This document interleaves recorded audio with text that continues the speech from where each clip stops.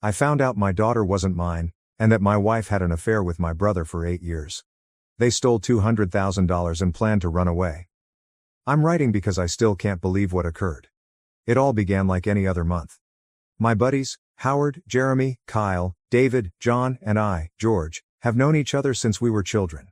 We're all in our late 30s and early 40s now. We aim to meet up once a month at my beach property. It's nothing fancy, just a comfy 2-story home that's a little weathered, but it smells like the beach, which I adore. We have an old surfboard hanging on the wall in the living room. We were all into surfing back in the day. Anyway, we all have our belongings. Howard is Mr. Organized, and everything has to be just right.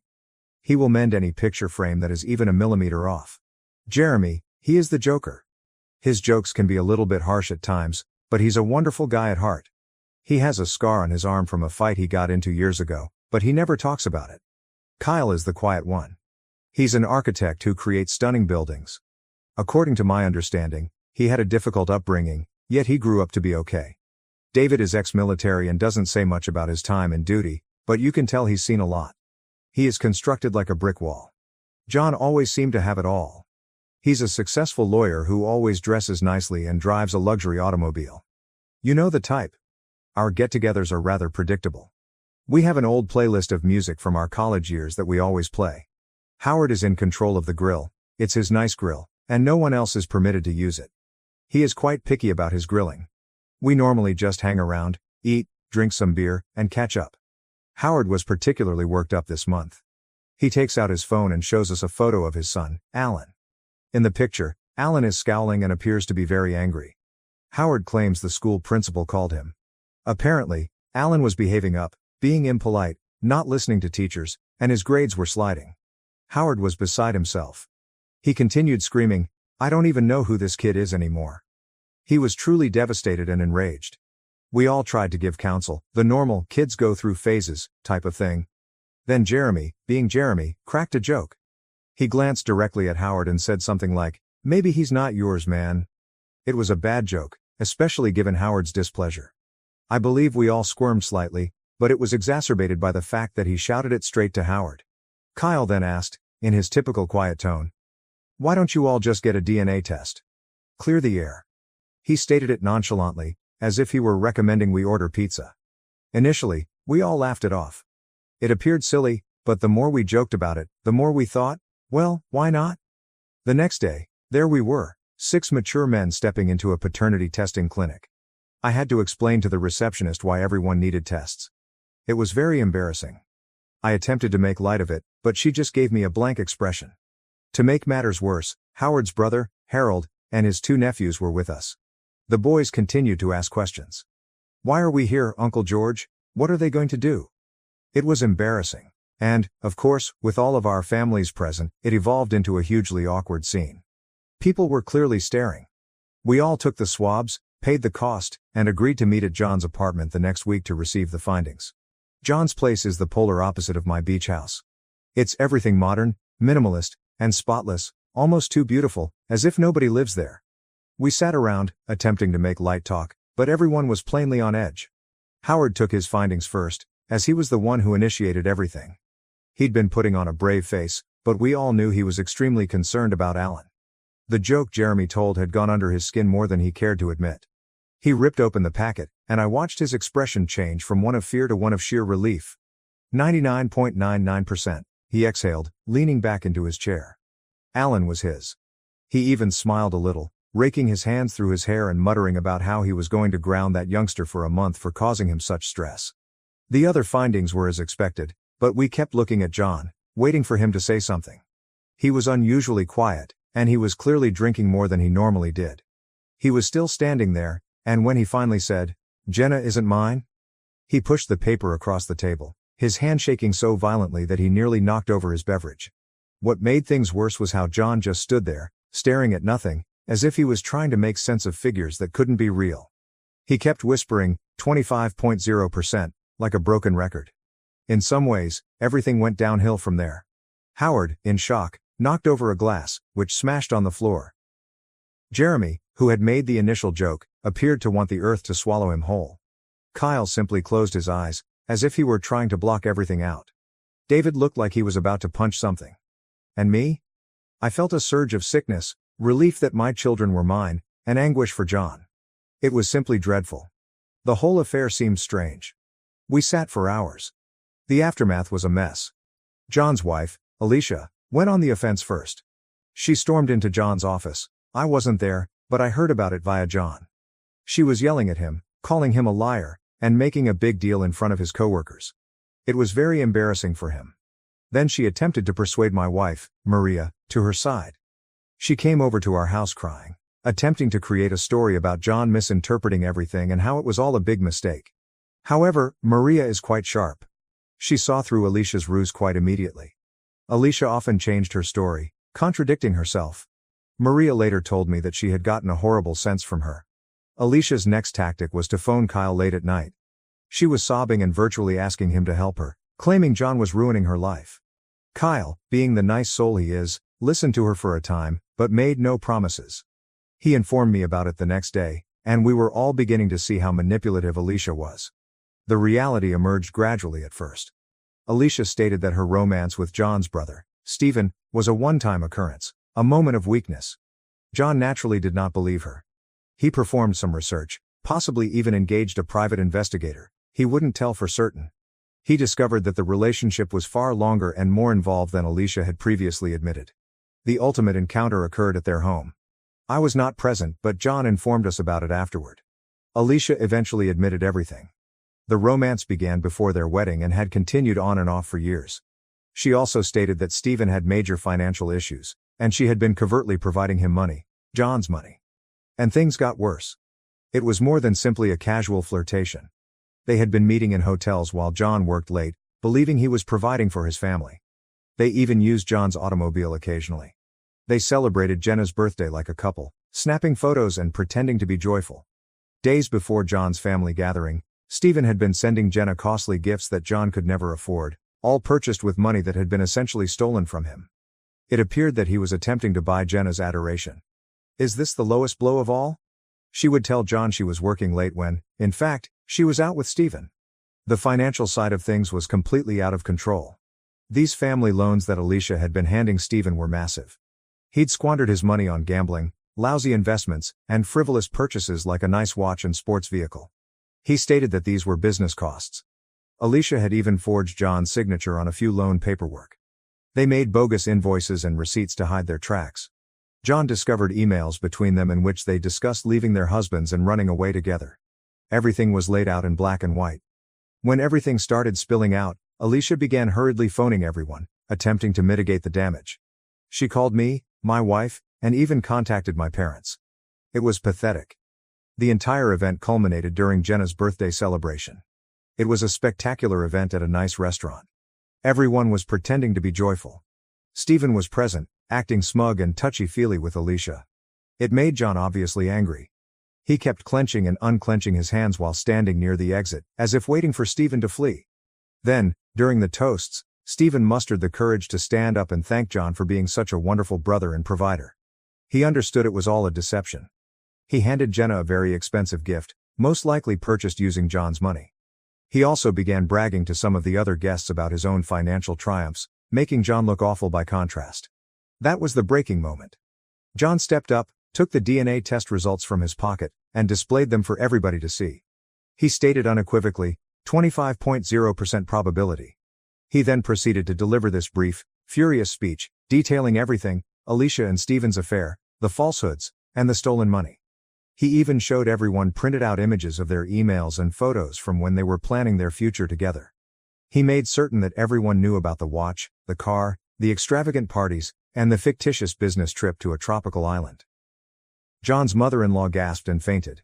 His father-in-law attempted to punch John, but fortunately, some other guests pulled him back. Stephen attempted to sneak out the back, but John's father, who, like David, is an ex-military, saw him and knocked him down. It was not pretty. Some individuals attempted to assist, while others simply stood there, mouths agape, watching the entire incident happen. The police were summoned, but they did not take any action. They said it was a domestic disagreement. I later learned that someone had recorded the entire thing on their phone and posted it online. It was not any of us. The consequences were quick and terrible. John's dad was outraged. He refused to speak with Stephen and proceeded to Stephen's flat, where his wife also lived. He grabbed all of Stephen's stuff and put them outside the apartment owned by Stephen and John's father.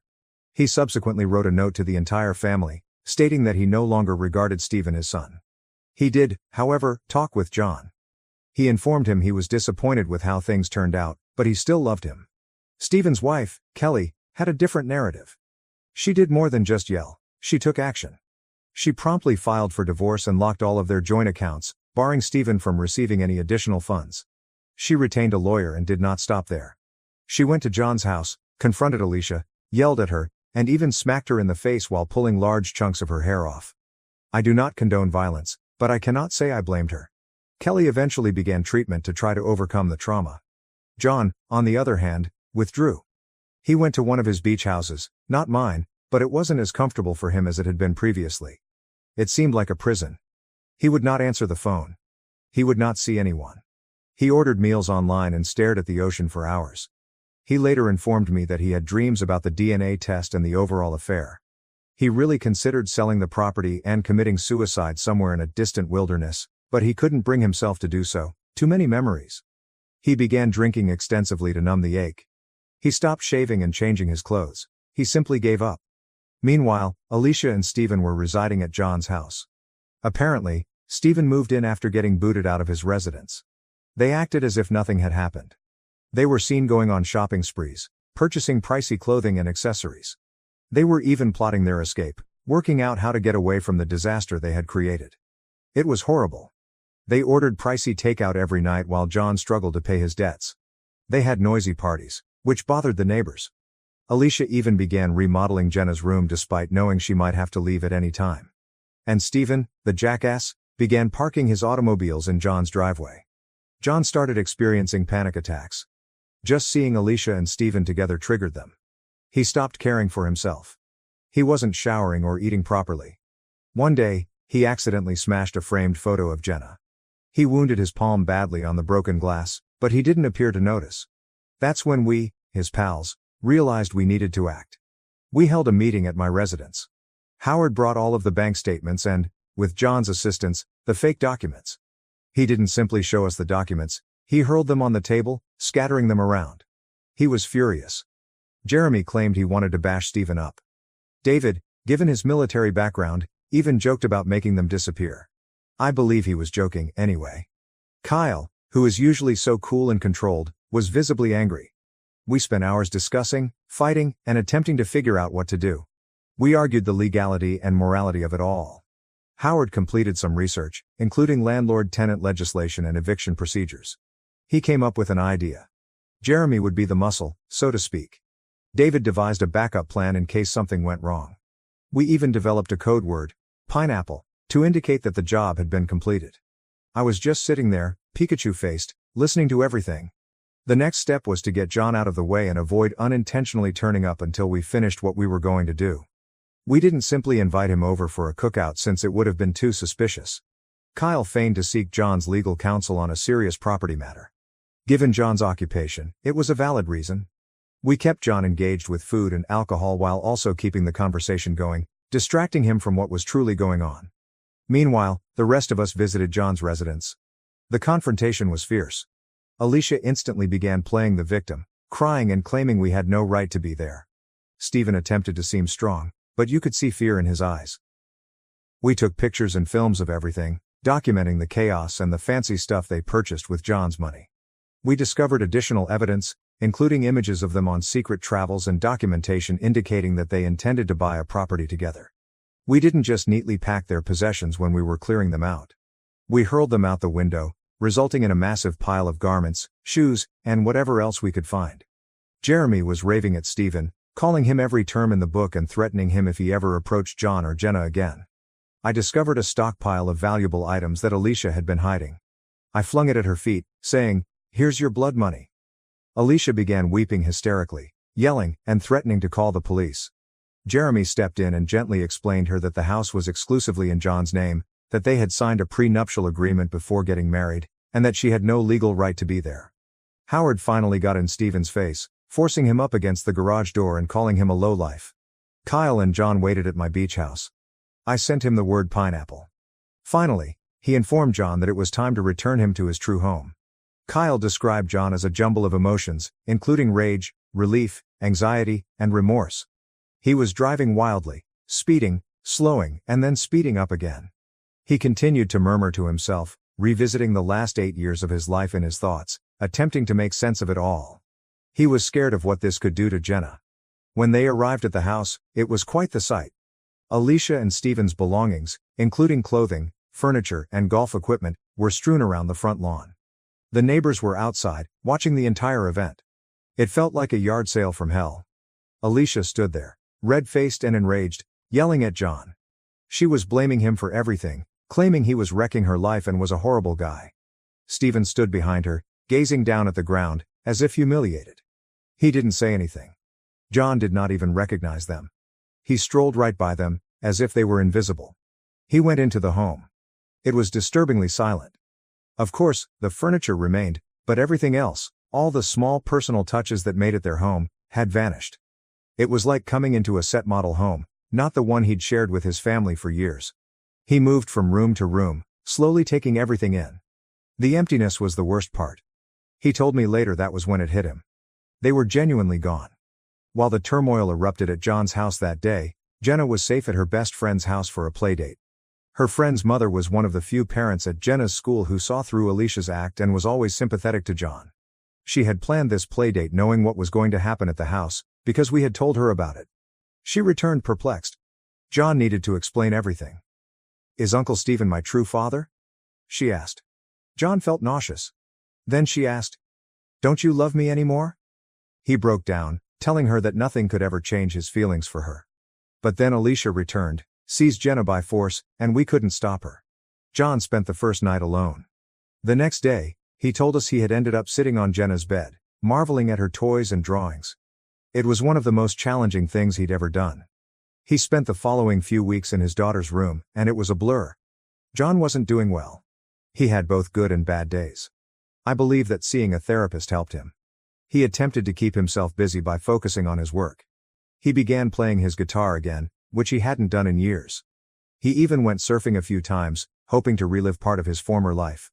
We, his pals, supported him every step of the way. We frequently checked on him, made sure he was eating, and hauled him out of the home when necessary. The biggest worry that troubled John, the one he couldn't shake, was, what does Jenna think of me now? He was consumed by the dread that she blamed him, that she believed he had abandoned her. He kept wondering, does she believe I abandoned her? Will she ever forgive me for what occurred? He couldn't ask her directly just yet. He had missed her school dance presentation, which she had been practicing for months. He felt bad about it, but he didn't know how to confront her or explain why he hadn't been there. The guilt was crushing. He simply wanted to cuddle his little baby and tell her everything was fine, but he wasn't sure whether it was. He wasn't sure if he'd be okay. However, John could not have fought this fight alone. None of us could have handled something like this on our own, and it wasn't only the guys who rallied around John. Our spouses were also great. They observed how much John was hurting and stepped up big time. They didn't just say they were sorry, they did something. They confronted Alicia immediately. They made it clear to her that they understood exactly what she had done and would not allow her get away with it. They posed a formidable challenge. They also cared for John. They put together a care box for him, complete with his favorite snacks, novels, and a handwritten note from each of them expressing their support. They took turns fixing him dinner, ensuring that he ate something other than takeaway. They made sure he wasn't alone by inviting him to family gatherings and movie nights, anything to lift his spirits. They treated him like family because that is who he was. I don't think John expected this kind of support, and it made a significant difference. It demonstrated that he was not alone in this fight. We, his pals, had also been quietly preparing. We had been combining our money since we knew John would need an excellent counsel. We had done our research and located someone who specialized in high-conflict divorce and custody situations. This lawyer was known for winning and obtaining outcomes. We presented John with a retainer fee, explaining that we were all in this together. John hesitated at first. He was frightened of making matters worse for Jenna. He was frightened of losing her entirely. He kept saying, "What if I fight this and lose? What if she ends up hating me even more?" We understood his concerns, but we refused to give up. We reminded him that being a father was about love, being present for your child, and providing a secure and nurturing environment. We told him that he needed to choose to be Jenna's father every day, no matter what. We persuaded him that he deserved to be in her life, and she deserved to be with him. Eventually, John consented. He was still afraid, but also determined. He was prepared to fight for Jenna. He wanted the judge to understand the truth about Alicia and Stephen, including their falsehoods, manipulation, and greed. He wished to protect Jenna from them. The divorce procedure was a nightmare for John. The lawyer we hired predicted it would take 6 to 8 months, but it ended up taking about 18 months. Alicia battled him every step of the way. She opposed everything, including the asset distribution and custody arrangements, and even attempted to claim that the house was partially hers. It was not. John acquired it from his grandma before they got married. She dragged out every single meeting, misscheduled appointments, and repeatedly requested paperwork extensions. Every time we thought it was nearly done, Alicia threw another wrench in the works. She sought to imply John was an unfit parent because he worked too much. Rich, coming from someone who has been sneaking around with his sibling. She even attempted to use his drinking against him, despite the fact that he had only recently begun drinking frequently after learning of her betrayal. But when John's lawyer showed all of the fake documents to the court, things became serious quickly. Alicia falsified John's signature on at least 10 distinct loan documents totaling more than $200,000. The judge saw this as more than just a divorce issue. It was outright fraud. They discovered evidence that she had been moving money to Stephen for years, using fictitious business invoices to conceal their activities. The district attorney became involved after John's lawyer provided the material. Alicia eventually faced criminal accusations for fraud and forgery. She attempted to imply that Stephen had pressed her into it. She ultimately agreed to a plea deal that included 3 years of probation, obligatory financial counseling, and repayment of every dime she had stolen.